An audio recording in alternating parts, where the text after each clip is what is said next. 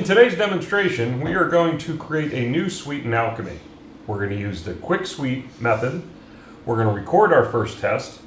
We're going to play it back, and then we're going to play around a little bit more with recording. I'll show you some different options that we have there. So let's go ahead and click quick suite. Type in our name. And for the URL, we'll use the local one that we have here.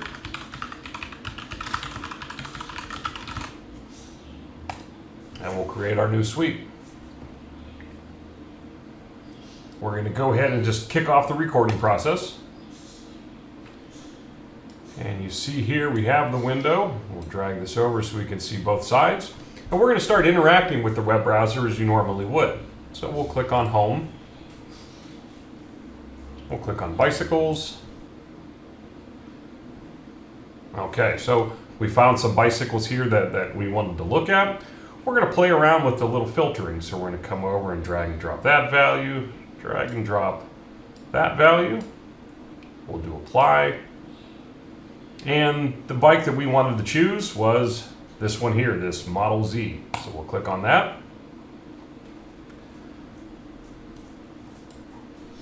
And we're going to add one of those to our cart. And now that we have what we want in there, we'll do a view cart. And we're going to validate that the element where the item was added correctly. So if we click on, or right click on in this case, a value, we're able to see some additional options that we can pick from it. These are the additional actions that aren't normal user interactions, but things like verification or special interactions that we want to do. So we are going to go ahead and go to verification, and we're going to do a match. That's going to enter a statement to say we want this to be $240 to be correct. Okay, and from there, we'll go back home. Actually, we'll leave that. We're just going to stop here. There we go. So we have our first test recorded. It's gone ahead and created all the steps over here. But now what we want to do is we want to execute this test. We want to play it back, and we want to see that the test did what it was supposed to do. So we're going to come up to the execute button and click. And we're going to watch as that goes through, navigates, and performs that test.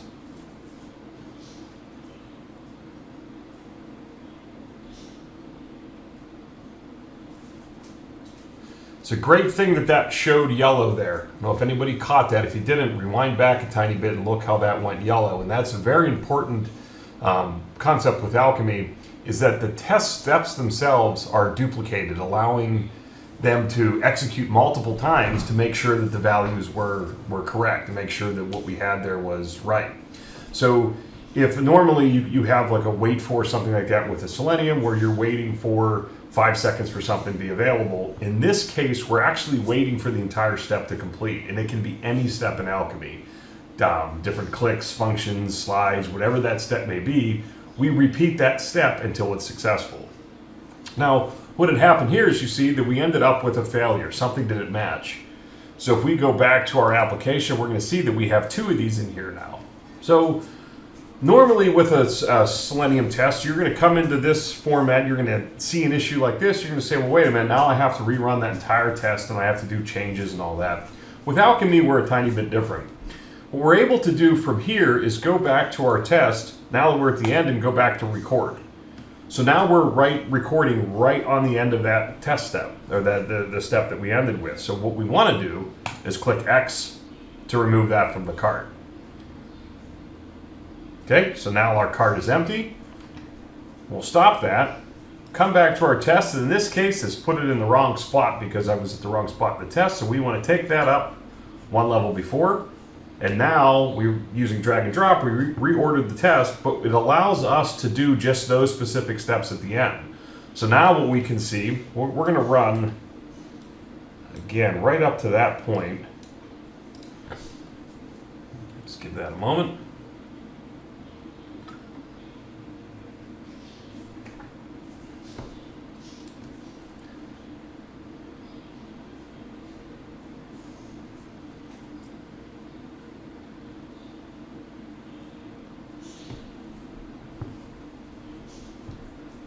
And there we go. Now our test was successful.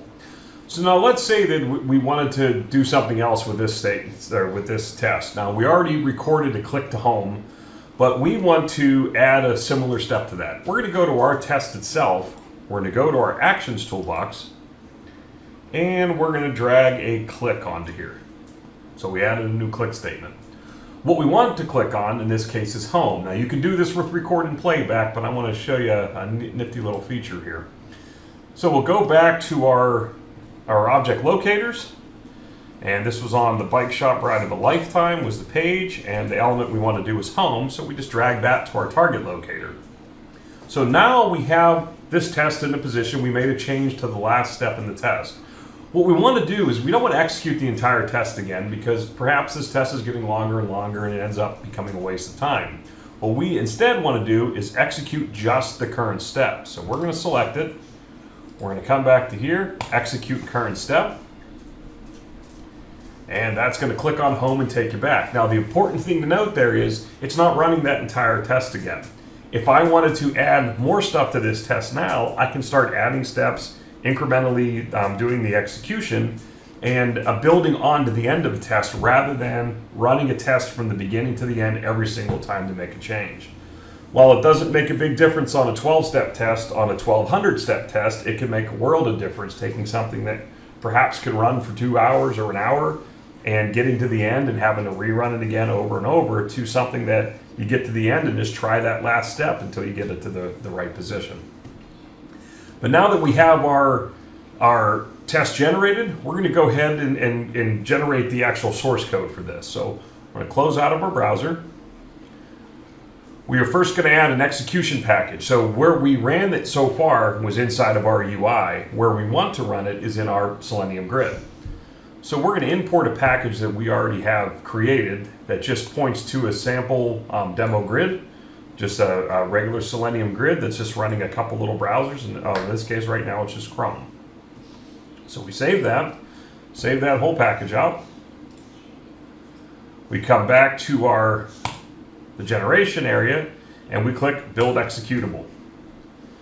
So this will run for a minute or so, and what this is doing is compiling all your source code, or generating the source code, compiling it all into a package and creating a jar file for you. So we'll just give that a moment to run. Now with that correctly created, what we'll do first is view. And I want you to see here, in this particular template, this is created a standard Maven project that is your Selenium code. So it has some logging files, it has some of our infrastructure code that we generated for this test, and then it has your test itself, which we called Demo Test 1. That runs you through all the steps that we had created. Now that we have all that created, we're going to go back to our generation queue, and we are going to download that executable. So we'll give that a moment.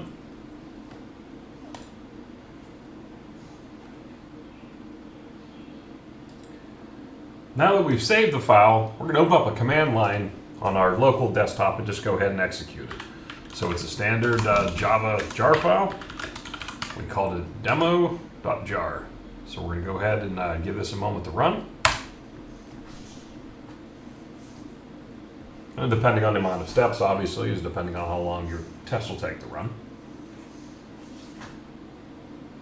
Now with this particular test package, and this is what comes by default, you get two integrations that are added to your test.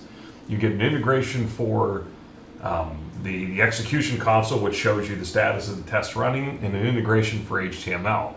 Now in this case, it looks like our test failed. So we're going to go ahead and open that package up. And there we go. So what we see here is the status of the test. We only ran one test on one browser. So we're going to go ahead and click on that test and open it up, and we got something saying it tried to find whatever this was. We don't know what that was, so we'll scroll down and have a look here.